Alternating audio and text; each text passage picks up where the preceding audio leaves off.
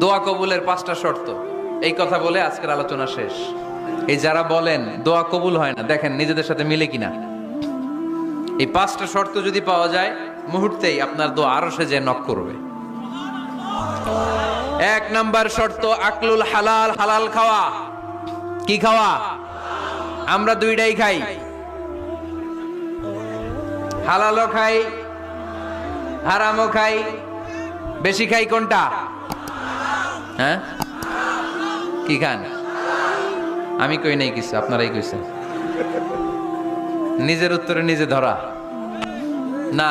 হারাম খেলে তো দোয়া কবুল হয় না। লা ইয়াদখুলুল জান্নাতা জাসাদুন গুযিয়া বিল হারাম। ওই দেহ কখনো জান্নাতে যায় না যে দেহ হারাম খেয়ে বর্ধিত হয়েছে। কেন দোয়া কবুল হয় না? মিলিয়ে নেন নিজের জীবনের সাথে, জাস্ট একটু মিলিয়ে নেন।